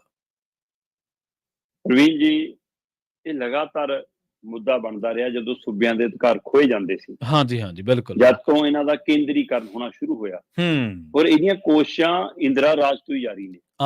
ਬਿਲਕੁਲ ਸਹੀ। ਕੋਸ਼ਿਸ਼ਾਂ ਕਾਂਗਰਸ ਰਾਜ ਤੋਂ ਜਾਰੀ ਨੇ। ਜੀ। ਫਰਕ ਇਹ ਸੀਗਾ ਕਿ ਉਹ ਪੜਦੇ ਓਲਿਓਂ ਵਾਰ ਕਰਦੇ ਸੀ, ਇਹ ਸਾਹਮਣੇ ਆ ਕੇ ਵਾਰ ਕਰਨ ਲੱਗੇ, ਕਿਉਂਕਿ ਇਹਨਾਂ ਕੋਲ ਢਾਲਾਂ ਜਿਹੜੀ ਇਹਨੇ ਕਾਰਪੋਰੇਟ ਘਰਾਣੇ ਹੈਗੇ ਨੇ ਬੜੇ। ਸੋ ਇਸ ਹਵਾਲੇ ਨਾਲ ਕੋਸ਼ਿਸ਼ਾਂ ਪੂਰੀ ਤਰ੍ਹਾਂ ਸੂਬਿਆਂ ਨੂੰ ਕੰਟਰੋਲ ਕਰਨ ਦੀਆਂ ਸੀ। ਉਸ ਸਮੇਂ ਆਪਾਂ ਅਕਸਰ ਗੱਲ ਕਰਦੇ ਸੀ ਕਿ ਭਾਈ ਇਹ ਯੂਨੀਅਨ ਆਫ ਸਟੇਟਸ ਹੈ, ਇਹ ਸੂਬਿਆਂ ਦਾ ਸਮੂਹ, ਸੂਬਿਆਂ ਦਾ ਸੰਘ ਹੈ ਇੱਕ ਮਿਲ ਕੇ। ਹਾਂਜੀ। ਪਰ ਇਸ ਗੱਲ ਨੂੰ ਰਾਸ਼ਟਰਵਾਦੀ, ਅਖੌਤੀ ਰਾਸ਼ਟਰੀ ਭਗਤੀ ਵਾਲੇ ਮੰਨਣ ਨੂੰ ਤਿਆਰ ਨਹੀਂ ਸੀ, ਇਸ ਗੱਲ ਤੇ ਆਉਣ ਲਈ ਤਿਆਰ ਨਹੀਂ ਸੀ। ਪਰ ਹੁਣ ਅਚਾਨਕ ਇੱਕ ਵਿਵਾਦ ਆਇਆ ਸਾਹਮਣੇ ਜੀ, ਔਰ ਉਸ ਵਿਵਾਦ ਦੇ ਲਈ ਦੋਏ ਪ੍ਰਮੁੱਖ ਪਾਰਟੀਆਂ ਜ਼ਿੰਮੇਵਾਰ ਵੀ ਨੇ ਔਰ ਗੁਨਾਹਗਾਰ ਵੀ ਨੇ ਜੀ। ਪ੍ਰਵੀਨ ਜੀ, ਪਹਿਲੀ ਗੱਲ ਤਾਂ ਇਹ ਹੈ ਕਿ ਗੱਠਜੋੜ ਦਾ ਨਾਂ ਕੀ ਹੋਰ ਨਾ ਸੁਝਿਆ ਹੀ ਨਹੀਂ ਕੋਈ। ਇੰਡੀਆ ਦੇ ਨਾਂ ਤੋਂ ਬਿਨਾ ਕੀ ਇਹਨਾਂ 'ਚ ਆਪਣਾ ਕੋਈ ਜਾਨ ਹੀ ਨਹੀਂ, ਆਪਣੀ ਕੋਈ ਤਾਕਤ ਨਹੀਂ ਕਿ 29-30 ਦਲ ਇਕੱਠੇ ਹੋ ਜਾਣ, ਉਹਨਾਂ ਨੂੰ ਕੋਈ ਨਾਂ ਨਾ ਹੋਰ ਸੁਝੇ, ਇੰਡੀਆ ਦਾ ਹੀ ਸਹਾਰਾ ਲੈਣਾ ਪਵੇ। ਹਾਂਜੀ। ਤੁਸੀਂ ਰਾਜਨੀਤੀ ਕਰਨੀ ਹੈ ਤਾਂ ਕਰੋ ਆਪਣੇ ਦਮ ਤੇ। ਪਾਸੇ ਜਿਹੜੀ ਇਹਦੇ ਤੇ ਉਂਗਲ ਧਰਦੀ ਹੈ ਧਿਰ, ਭਾਰਤੀ ਜਨਤਾ ਪਾਰਟੀ, ਉਹਨੂੰ ਪੁੱਛੋ ਕਿ ਤੁਸੀਂ ਤਾਂ ਕਦਮ ਤੇ ਸਹਾਰਾ ਲੈਂਦੇ ਹੋ ਇਸ ਰਾਜਨੀਤੀ ਦਾ। ਜਿਹੜੇ ਕਦੇ shining India, make in India, ਹੈ ਨਾ, ਖੇਲੋ ਇੰਡੀਆ, ਹੈ ਨਾ, ਇਹ ਸਾਰੇ ਨਾਅਰਿਆਂ ਨਾਲ ਚੱਲਦੇ ਸੀ, ਅੱਜ ਉਹ ਕਹਿੰਦੇ ਅਸੀਂ ਇੰਡੀਆ ਸ਼ਬਦ ਵਰਤਾਂਗੇ ਹੀ ਨਹੀਂ। ਜੀ ਸਹੀ ਹੈ। ਹੁਣ ਕਹਿੰਦੇ ਕਿ ਆ ਗੱਠਜੋੜ ਦਾ ਨਾਂ ਵੀ ਇੰਡੀਆ ਨਾ ਵਰਤੋ, ਇਹ 'ਚ ਵੀ I.N.DIA ਏਦਾਂ ਲਿਖੋ, ਹੈ ਨਾ ਜੀ। ਸੋ ਦੂਸਰੇ ਪਾਸੇ ਹੁਣ ਜਿਹੜੇ ਹਾਲ ਤੱਕ ਆਪ ਪ੍ਰੈਜ਼ੀਡੈਂਟ ਆਫ ਇੰਡੀਆ, ਹਾਂਜੀ ਪ੍ਰੈਜ਼ੀਡੈਂਟ ਆਫ ਮਤਲਬ ਪ੍ਰੈਜ਼ੀਡੈਂਟ ਆਫ ਇੰਡੀਆ ਹਾਂਜੀ ਜਾਂ ਪੀਐਮ ਹੈ ਨਾ ਹਾਂਜੀ ਇੰਡੀਆ, ਉਹ ਲਿਖਦੇ ਸੀ, ਹੁਣ ਹੂੰ ਉਹਨਾਂ ਨੇ ਭਾਰਤ ਲਿਖਣਾ ਸ਼ੁਰੂ ਕਰਤਾ। ਭਾਰਤ ਲਿਖਣਾ ਸ਼ੁਰੂ ਕਰਤਾ। ਹਾਂਜੀ ਰਾਸ਼ਟਰਪਤੀ ਦਾ ਇੱਕ ਸੱਦਾ ਆਉਂਦਾ, ਹਾਂਜੀ ਉਹਨੂੰ ਪ੍ਰੈਜ਼ੀਡੈਂਟ ਆਫ ਭਾਰਤ ਲਿਖਿਆ। ਠੀਕ ਹੈ। ਮੋਦੀ ਦੇ ਲਈ ਇੱਕ ਸੱਦਾ ਆਉਂਦਾ, ਪੀਐਮ ਆਫ ਭਾਰਤ ਲਿਖਿਆ। ਹੂੰ ਤੇ ਹੁਣ ਇਹੀ ਤਰ੍ਹਾਂ ਹਵਾਲਾ ਦਿੰਦੀਆਂ ਨੇ ਜੀ ਕਿ ਭਾਈ ਇਸ ਮਸਲੇ ਤੇ ਬਹਿਸ ਹੋਈ ਸੀ, ਕਹਿੰਦੇ ਠੀਕ ਹੈ 18 ਸਤੰਬਰ ਨੂੰ ਦੁਬਾਰਾ ਸੈਸ਼ਨ ਸ਼ੁਰੂ ਹੋਣਾ, ਜੀ ਤੇ 18 ਸਤੰਬਰ 1949 ਦੇ ਵਿੱਚ ਇੱਕ ਵਾਰ ਬਹਿਸ ਹੋਈ ਸੀ 74 ਸਾਲ ਪਹਿਲਾਂ ਠੀਕ ਹੈ ਇਸੇ ਨਾਮ ਨੂੰ ਲੈ ਕੇ। ਜੀ ਤੇ ਤਦ ਇਹ ਗੱਲ ਸਾਫ਼ ਸਾਹਮਣੇ ਆਈ ਕਿ ਭਾਈ ਸੰਵਿਧਾਨ ਦੀ ਜਿਹੜੀ ਧਾਰਾ ਹੈ, ਭਾਰਤੀ ਸੰਵਿਧਾਨ ਦੇ ਵਿੱਚ ਦਰਜ ਆਰਟੀਕਲ 1/1, ਹੂੰ ਉਹਦੇ ਵਿੱਚ ਸਪਸ਼ਟ ਲਿਖਿਆ ਹੋਇਆ, India that is Bharat shell B A union of state. ਅੱਛਾ ਜੀ ਜੀ ਇਹ ਭਾਰਤ ਦੇ ਸੰਵਿਧਾਨ 'ਚ ਦਰਜ ਹੈ, ਜਿਹੜਾ ਹੁਣ ਹੂੰ ਸਰਕਾਰ ਆਪ ਉਜਾਗਰ ਕਰ ਰਹੀ ਹੈ, ਜਿਹਦੇ ਨਾਲ ਇੰਡੀਆ ਤੇ ਭਾਰਤ ਇੱਕੋ ਨੇ, ਇਹ ਜਤਾਉਣ ਦੇ ਚੱਕਰ 'ਚ ਇਹ ਵੀ ਸਪਸ਼ਟ ਦੱਸ ਰਹੀ ਹੈ ਕਿ ਯੂਨੀਅਨ ਆਫ ਸਟੇਟ ਹੈ। ਹਾਂਜੀ ਬਿਲਕੁਲ। India that is Bharat shell B A union of state, ਮਤਲਬ ਇੰਡੀਆ ਜੋ ਭਾਰਤ ਦੇ ਸੂਬਿਆਂ ਦਾ ਇੱਕ ਸਮੂਹ ਹੈ। ਜੀ ਇਹਦਾ ਮਤਲਬ ਜੇ ਇੰਡੀਆ ਨੂੰ ਭਾਰਤ ਕਿਹਾ ਜਾ ਸਕਦਾ ਹੈ, ਹਾਂਜੀ ਤੇ ਭਾਰਤ ਨੂੰ ਇੰਡੀਆ ਕਿਹਾ ਜਾ ਸਕਦਾ, ਇਸ ਲਈ ਕਹਿੰਦੇ ਫਿਰ ਕੀ ਹੋ ਗਿਆ ਜੀ। ਪਰ ਤੁਸੀਂ ਅੱਜ ਤੋਂ ਪਹਿਲਾਂ ਕਿਉਂ ਨਹੀਂ ਇਹ ਸ਼ਬਦ ਵਰਤਿਆ ਜੀ? ਜੀ ਜੀ ਹੁਣੇ ਤੁਹਾਨੂੰ ਕਿਉਂ ਚੇਤੇ ਆਇਆ? ਸਿਰਫ ਇਸ ਲਈ ਕਿ ਇੱਕ ਗੱਠਜੋੜ ਦਾ ਨਾਂ ਹੈ ਕਿ ਤੁਹਾਨੂੰ ਉਹ ਇਸ ਨਾਂ ਤੋਂ ਹੀ ਡਰ ਲੱਗਣ ਲੱਗ ਗਿਆ, ਜੀ ਜਾਂ ਇਹ ਚਾਲ ਹੈ ਅਗਲੀ ਰਾਜਨੀਤੀ ਕਿ ਇਸ ਨਾਂ ਤੋਂ ਲਾਂਭੇ ਕਰਕੇ ਲੋਕਾਂ ਨੂੰ ਭਾਰਤ ਦੇ ਨਾਂ ਤੇ ਭਾਰਤ ਔਰ ਇੰਡੀਆ ਬਣਾ ਕੇ ਲੜਾਉਣਾ। ਸੋ ਇਹ ਸਾਰੇ ਵਰਤਾਰੇ ਨੇ ਸਰਕਾਰ ਦੀਆਂ ਹਲਕੇਪਣ ਦੀਆਂ ਚਾਲਾਂ ਤਾਂ ਉਜਾਗਰ ਕੀਤੀਆਂ ਹੀ ਕੀਤੀਆਂ, ਪਰ ਇੱਕ ਸੱਚ ਸਾਡੇ ਸਾਹਮਣੇ ਲਿਆ ਕੇ ਰੱਖਤਾ ਕਿ ਭਾਰਤ ਸੂਬਿਆਂ ਨੂੰ ਮਿਲਾ ਕੇ ਇੱਕ ਮੁਲਕ ਹੈ। ਸੂਬਿਆਂ ਦੇ ਹੱਕਾਂ ਤੇ ਡਾਕਾ ਨਾ ਮਾਰੋ, ਆਪਣੀ ਲੜਾਈ ਲੜਨੀ ਹੈ ਸਿਆਸੀ ਲੜੋ, ਜਿਹੜੇ ਮਰਜ਼ੀ ਮੁਹਾਜ਼ ਤੇ ਜਾ ਕੇ ਲੜੋ, ਜਿਹੜੇ ਮਰਜ਼ੀ ਰਾਹ ਦੇ ਉੱਤੇ ਜਾ ਕੇ ਲੜੋ, ਪਰ ਸੂਬਿਆਂ ਦੇ ਹੱਕ ਖੋਣ ਦੀ ਕੋਸ਼ਿਸ਼ ਨਾ ਕਰੋ, ਚਾਹੇ ਕੋਈ ਪਾਰਟੀ ਆਵੇ। ਇਸ ਲਈ ਸੂਬਿਆਂ ਨੂੰ ਸਮਝ ਲੈਣਾ ਚਾਹੀਦਾ, ਇਸ ਆਧਾਰ ਦੇ ਉੱਤੇ ਸੂਬਿਆਂ ਨੂੰ ਨਜ਼ਰ ਰੱਖਣ ਦੀ ਲੋੜ ਹੈ ਅੱਜ ਦੀ ਤਰੀਕ ਦੇ ਵਿੱਚ। ਸ਼ਰਮਾ ਜੀ, ਜਿਵੇਂ ਤੁਸੀਂ ਅਕਸਰ ਹੀ ਜ਼ਿਕਰ ਕਰਦੇ ਹੁੰਦੇ ਨਾ ਕਿ ਨੈਰੇਟਿਵ ਘੜਨ ਦੇ ਵਿੱਚ ਜਾਂ ਹਿੰਦੂਤਵ ਦੀ ਰਾਜਨੀਤੀ ਦੇ ਵਿੱਚ ਭਾਜਪਾ ਨੂੰ ਪਛਾੜਨਾ ਬਹੁਤ ਔਖਾ ਹੈ, ਤੇ ਵਿਰੋਧੀ ਧਿਰਾਂ ਉਸ ਕਦਮ ਦੇ ਪੈੜ ਦੇ ਵਿੱਚ ਪੈੜ ਧਰ ਰਹੀਆਂ ਨੇ। ਤੁਹਾਡੇ ਕੋਲ ਕਿੰਨੇ ਮੁੱਦੇ ਨੇ? ਭੁੱਖਮਰੀ ਤੁਹਾਡੇ ਕੋਲੇ ਆ, ਦੇਸ਼ ਦੇ ਵਿੱਚ ਫਰੀडम ਆਫ ਪ੍ਰੈਸ ਦਾ ਮੁੱਦਾ ਹੈ, ਦੇਸ਼ ਦੇ ਵਿੱਚ ਮਿਨੋਰਟੀ ਦਾ ਮੁੱਦਾ ਹੈ, ਦੇਸ਼ ਦੇ ਵਿੱਚ ਅਮਨ ਕਾਨੂੰਨ ਦਾ ਮੁੱਦਾ ਹੈ, ਬੇਰੁਜ਼ਗਾਰੀ ਦਾ ਮੁੱਦਾ ਹੈ। ਕਿੰਨੇ ਮੁੱਦਿਆਂ ਤੇ ਚੋਣ ਲੜੀ ਜਾ ਸਕਦੀ ਹੈ, ਪਰ ਜੇਕਰ ਤੁਸੀਂ ਉਹਦੀ ਕਾਰਡ ਤਿਆਰ ਕਰੋਗੇ ਤਾਂ ਕਾਰਡ ਦੇ ਵਿੱਚ ਮੈਨੂੰ ਲੱਗਦਾ ਕਿ ਹਲੇ ਉਹ ਉਹਨੇ ਸਮਰੱਥ ਨਹੀਂ ਹੋਏ। ਇਹ ਪ੍ਰਵੀਨ ਜੀ ਤੁਹਾਡੀ ਗੱਲ ਦਰੁਸਤ ਹੈ ਕਿ ਲੋਕ ਮੁੱਦਿਆਂ ਤੇ ਜਦੋਂ ਤੱਕ ਪਾਰਟੀਆਂ ਨਹੀਂ ਆਉਣਗੀਆਂ, ਹਾਂਜੀ, ਤਦ ਤੱਕ ਉਹਨਾਂ ਨੂੰ ਸਮਰਥਨ ਨਹੀਂ ਮਿਲੂਗਾ। ਇਹ ਮਤਲਬ ਆਪਣੇ ਹੀ ਹੱਥ ਕੱਢ ਕੇ ਐਡਾ ਬੜਾ ਨਾਂ ਰੱਖਿਆ, ਉਹਦਾ ਜਿਹੜਾ ਇੰਡੀਆ ਗੱਠਜੋੜ ਬਣਾਇਆ ਉਹਦਾ ਫੁੱਲ ਫਾਰਮ ਜੇ ਇਹਨਾਂ ਦੇ ਲੀਡਰਾਂ ਨੂੰ ਯਾਦ ਹੋਵੇ ਤਾਂ ਮੈਨੂੰ ਸੁਣਾ ਦੇਣ। ਹਾਂਜੀ ਹਾਂਜੀ ਬਿਲਕੁਲ ਸਹੀ ਹੈ। ਸਾਡੇ ਤੁਹਾਡੇ ਮੂੰਹ ਨਹੀਂ ਚੜਿਆ ਅਜੇ ਤੱਕ ਉਹ। ਹਾਂਜੀ ਹਾਂਜੀ ਬਿਲਕੁਲ। ਆਪਾਂ ਨੂੰ ਤਾਂ ਨਹੀਂ, ਮੈਨੂੰ ਤਾਂ ਨਹੀਂ ਯਾਦ ਹੋ, ਹੈ ਨਾ। ਤੇ ਇਹਨਾਂ ਲੀਡਰਾਂ ਨੂੰ ਜੇ ਯਾਦ ਹੋਵੇ ਤਾਂ ਮੈਨੂੰ ਸੁਣਾ ਦੇਣ। ਜੀ ਜੀ ਸਹੀ ਹੈ। ਜਾਂ ਵਿਰੋਧੀ ਦਲ ਵਾਲੇ ਜਿਹੜਾ ਨਾਮ ਜਪਣ ਲੱਗੇ ਨੇ ਉਹਨਾਂ ਨੂੰ ਪੁੱਛ ਲਓ ਕਿ ਉਹਨਾਂ ਨੂੰ ਯਾਦ ਹੋਵੇ ਤਾਂ ਦੱਸ ਦੇਣ। ਸੋ ਇਸ ਲਈ ਤੁਸੀਂ ਉਹ ਕਿਉਂ ਨਹੀਂ ਰੱਖਦੇ ਜਿਹੜਾ ਲੱਗੇ ਕਿ ਲੋਕਾਂ ਦੀ ਗੱਲ ਕਰਦਾ, ਇਹ ਜਾਣਾ ਕਿਉਂ ਨਹੀਂ ਲੱਭਿਆ ਕੋਈ? ਜੀ ਬਿਲਕੁਲ। ਪਰ ਲੋਕਾਂ ਦੀ ਗੱਲ ਜੇ ਕਰਨੀ ਹੋਵੇ ਲੀਡਰਾਂ ਨੇ ਤਾਂ ਦਾ ਹੋ ਜਾ ਨਾ ਸੁਝੇ, ਜਦੋਂ ਉਧਰ ਮਨਸ਼ਾ ਹੀ ਨਹੀਂ, ਉਧਰ ਵਿਚਾਰ ਹੀ ਨਹੀਂ। ਪਰ ਕੱਲ ਵਾਲੇ ਸਾਰੇ ਪਹਿਲੂ ਚ ਕੇਜਰੀਵਾਲ ਦਾ ਤੰਜ ਕਮਾਲ ਦਾ ਸੀ। ਜੀ ਜੀ ਬਾਕੀ ਗੱਲਾਂ ਦੀਆਂ ਗੱਲਾਂ। ਜੀ ਕੇਜਰੀਵਾਲ ਕਹਿੰਦਾ ਜੀ ਅੱਜ ਅਸੀਂ ਨਾ ਇੰਡੀਆ ਰੱਖਿਆ, ਤੁਸੀਂ ਇੰਡੀਆ ਤੋਂ ਭਾਰਤ ਬੋਲਣ ਲੱਗੇ ਕਿ ਇੰਡੀਆ ਨਹੀਂ ਵਰਤਣਾ। ਕਹਿੰਦੇ ਜੇ ਕੱਲ ਨੂੰ ਅਸੀਂ ਆਪਣੇ ਗੱਠਜੋੜ ਦਾ ਨਾਂ ਹੀ ਭਾਰਤ ਰੱਖ ਲਿਆ, ਫਿਰ ਤੁਸੀਂ ਇਹਦਾ ਨਾਂ ਬਦਲ ਕੇ, ਮੁਲਕ ਦਾ ਨਾਂ ਬਦਲ ਕੇ ਬੀਜੇਪੀ ਰੱਖ ਦੋਗੇ, ਭਾਜਪਾ ਰੱਖ ਲਓਗੇ। ਕਹਿੰਦੇ ਤੁਸੀਂ ਕੁਝ ਵੀ ਕਰ ਸਕਦੇ ਹੋ। ਸੋ ਇਸ ਲਈ ਇਹ ਕੁਝ ਵੀ ਹੋ ਸਕਦਾ ਹੈ ਸਿਆਸਤ ਦੇ ਵਿੱਚ। ਮੁਲਕ ਦੇ ਵਾਸੀ, ਮੁਲਕ ਦੇ ਨਾਮ ਜੋ ਮਰਜ਼ੀ ਮਤਲਬ ਕਿ ਉਹਦੇ ਤੇ ਸਿਆਸਤ ਕਰੀ ਜਾਣ, ਪਰ ਸਿਆਸਤਦਾਨਾਂ ਨੂੰ ਕੁਰਸੀ ਦਿਖਦੀ ਹੈ, ਮੁਲਕ ਤੇ ਮੁਲਕ ਦੇ ਵਾਸੀ ਜਾਂ ਉਹਨਾਂ ਦੇ ਨਾਮ ਨਹੀਂ ਕਦੇ ਦਿਖਦੇ। ਜੀ ਜੀ ਜੀ ਸ਼ਰਮਾ ਜੀ, ਇਹਨਾਂ ਖਾਸ ਖਬਰਾਂ ਤੇ ਖਾਸ ਜਾਣਕਾਰੀਆਂ ਦੇ ਲਈ ਬਹੁਤ ਬਹੁਤ ਧੰਨਵਾਦ ਜੀ ਤੁਹਾਡਾ। ਬਹੁਤ ਸ਼ੁਕਰੀਆ ਪ੍ਰਵੀਨ ਜੀ। ਪ੍ਰੋਗਰਾਮ ਖਬਰ ਤੇ ਨਜ਼ਰ ਨੂੰ ਆਪਾਂ ਇੱਥੇ ਸਮਾਪਤ ਕਰਾਂਗੇ, ਸਮਾਂ ਇਜਾਜ਼ਤ ਨਹੀਂ ਦਿੰਦਾ। ਮੈਨੂੰ ਪ੍ਰਵੀਨ ਸ਼ਰਮਾ ਨੂੰ ਇੱਥੇ ਦਿਓ ਇਜਾਜ਼ਤ। ਜੁੜੇ ਰਹੋ ਪੰਜਾਬੀ ਰੇਡੀਓ USA ਦੇ ਨਾਲ। ਤੇ ਆਖਿਰ ਦੇ ਵਿੱਚ ਇੱਕ ਵਾਰ ਫਿਰ ਤੋਂ ਤੁਹਾਨੂੰ ਸਭ ਨੂੰ ਪਿਆਰ ਸਤਿਕਾਰ ਸਹਿਤ ਸਤਿ ਸ਼੍ਰੀ ਅਕਾਲ। ਪੰਜਾਬੀ ਰੇਡੀਓ USA ਤੇ ਪ੍ਰੋਗਰਾਮਾਂ ਦਾ ਸਿਲਸਿਲਾ ਲਗਾਤਾਰ ਚੱਲ ਰਿਹਾ।